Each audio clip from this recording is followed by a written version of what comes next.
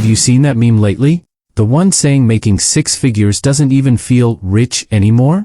Or maybe you don't need a meme because you're living it. You look at your paycheck, you see that $100,000 annual salary, and yet, you're still checking your bank app before buying eggs. The internet is currently exploding with this idea that $100,000 is the new poverty. It sounds insane, right? It sparked a massive, heated debate among economists. But for millions of Americans, it's not a debate, it's their daily reality. Today, we're breaking down the cost of living crisis and what's actually happening to your money and your mind. Let's talk about the vibe first. Because even if the economists scream about the math, the financial anxiety is 100% real. Look at the numbers. The official U.S. poverty line for a family of 4 is about $32,150. On paper, if you're making $100,000, you should be cruising in the fast lane, right? But in cities like New York, San Francisco, or even Austin, $100,000 feels like you're just barely keeping your head above water. Why? Because the goalposts haven't just moved, they've been shot into space. The classic American dream checklist, owning a home, having reliable healthcare, a stable job, and a college fund, is astronomically more expensive than it was for your parents. We are living through what experts call an inflation hangover. Think about it, even if inflation slows down, prices don't actually drop. You're still paying 30% more for groceries, gas, and utilities than you were 3 years ago. Your brain hasn't forgotten the old prices, and that creates this constant, low-grade financial stress. You're stuck on a financial treadmill, running faster, earning more, but staying in the exact same place. The data backs this up.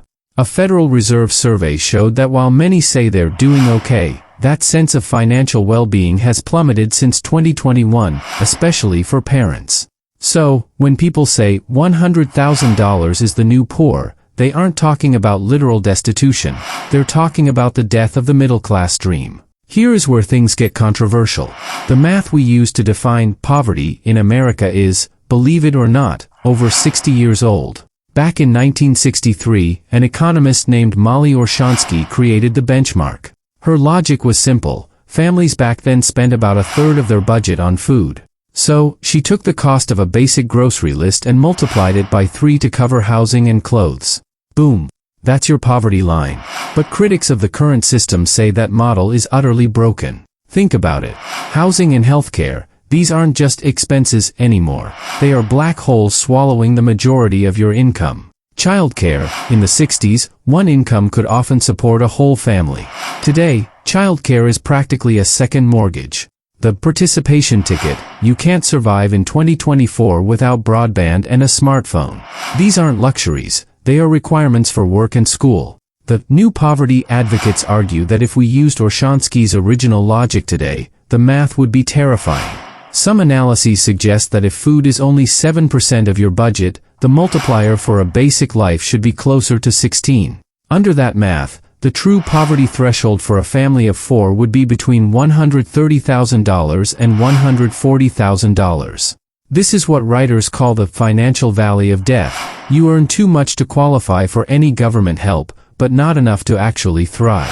Now, before you get too comfortable with that idea, there is a massive wave of pushback. Many economists hear the phrase, $100,000 is the new poverty, and think it's absolute nonsense. They argue it's a massive insult to people living in actual destitution. Their main weapon? Engel's law. It's a classic economic principle that says as people get richer, the percentage of their income spent on food naturally drops.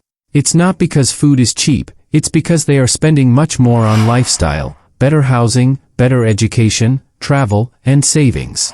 To these economists, the fact that food is a smaller part of your budget isn't a sign of struggle, it's a sign of rising affluence. They argue that what people are feeling isn't poverty, it's lifestyle inflation and the crushing weight of high expectations. Critics say using today's smaller food budget to inflate the poverty line is a fatal error in logic. Think about it, by that math, the wealthiest societies in history would paradoxically have the highest poverty rates.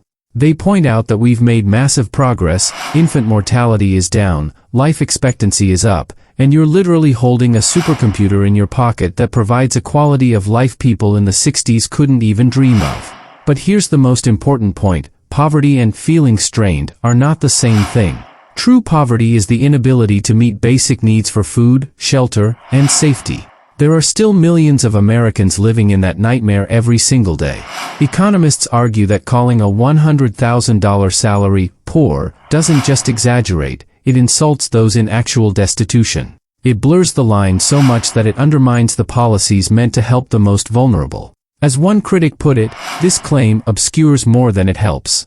So, what's the real story? The truth lies in the messy middle. While calling $100,000 poverty is a provocative stretch, it points to a very real, very painful phenomenon, the new financial strain. Even if you aren't poor, you are likely feeling the big four expenses that have skyrocketed way faster than your paycheck: housing, healthcare, childcare, and higher education. These are the areas where government help vanishes the moment your income rises, trapped in that financial valley of death. The data is screaming. Debt is exploding. The number of middle-income families paying off their credit cards every month crashed from 47% in 2021 to just 29% in 2025. Hope is fading. Only 21% of middle-income Americans believe they'll be better off next year. Geography is destiny. $100,000 in Lynchburg, Virginia, is a dream. In New Jersey or San Francisco, it's a survival exercise. The psychological impact is profound. It's not about today's bills, it's the anxiety of never getting ahead. It's the fear that you'll be a permanent renter, that one medical emergency will bankrupt you, or that your kids will never have the life you had. In a nutshell, you aren't poor if you make $100,000.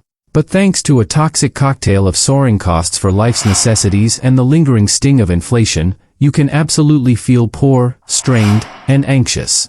That gap between the official government data and your lived experience? That is the real story. But I want to hear from you, the people living this every day. Do you feel this gap? Which specific cost is the biggest pressure point for you right now? Is it the rent, the grocery store, or childcare? Let's talk about it in the comments. Don't forget to hit that like button if this video hit home, and subscribe for more deep dives into the real economy. I'll see you in the next one.